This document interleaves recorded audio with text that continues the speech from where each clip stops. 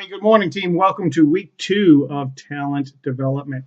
We are off to a strong start. So, I wanted to say, yeah, great discussions going on in the discussion boards. I really like the way you guys are interacting. Like I said, that's I think one of the benefits of having a small class like we do. Uh, and we're pretty senior in our academic studies.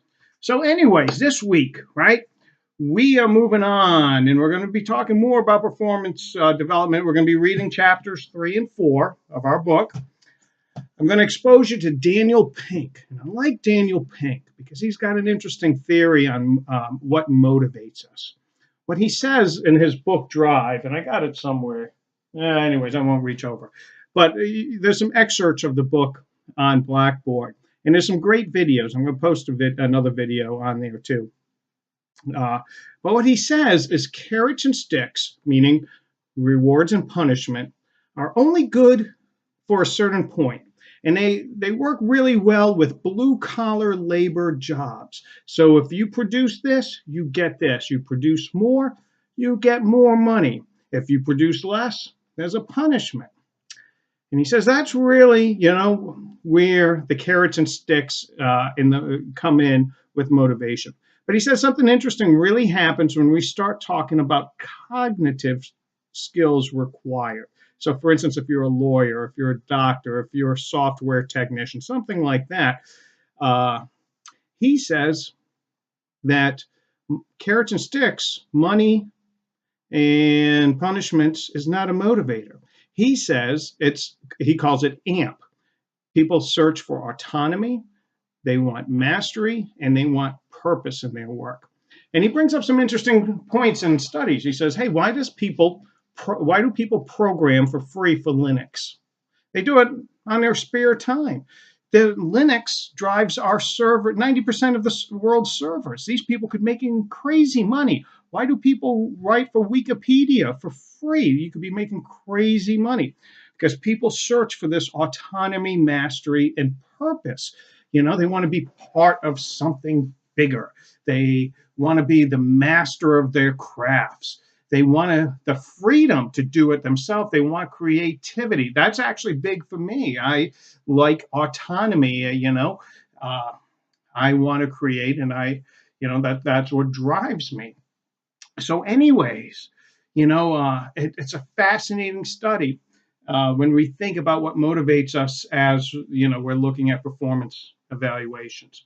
I also, based on the discussions that we had last week and looking at our performance evaluations, I want you to think about unconscious bias. Yep. So, and how it affects our performance management. So, for instance, one of the things that we know in gender bias, right? Women are more nurturing by nature, and men are more aggressive.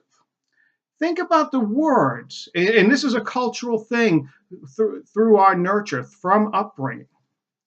Think about the words that you've seen in your performance evaluations. If you're a female, have you seen words like supportive leader or, nurturing supervisor, something like that? And men, have you seen words like great tactician, strategic thinker, critical thinker? And then ask yourself, if you are at a performance review board for bonuses, and if you saw a man's evaluation and it said they were a nurturing leader, how would that make you feel? Would you think that man is substandard? Or if a woman had a performance evaluation that said something like, great tactician or, assertive leader, would you consider that woman to be too bossy or aggressive? This is unconscious bias that's reacting with us. And we see it all the time, in our performance evaluations. And it's something to reflect on. It's something to think about. And sorry, I put up my finger. I was just spray painting and working on a shed. So, anyways, these are things to think about. I don't have, a frostbite or anything. It's spray paint. So, yeah, sorry to throw that tangent out there. Okay. Also, start thinking about your final project. This is only a 7-week semester, right? So for our final project, as describes it in the syllabus, is we're going to make a performance evaluation plan. We're pretty much going to be building on everything that we've been learning all week. So this week, you can take a look at some of the case studies that we've looked at, and some from this week and some from last week, and say, I'm going to do my case study, my final project on one of these companies, or you can do the current company you're working for, or one that you previously worked for. You got some choices. Okay, so once again, off to a strong start, and I love the way the discussions are going. If you have any questions or concerns, please feel free to contact me. Okay, stay safe. Dave out.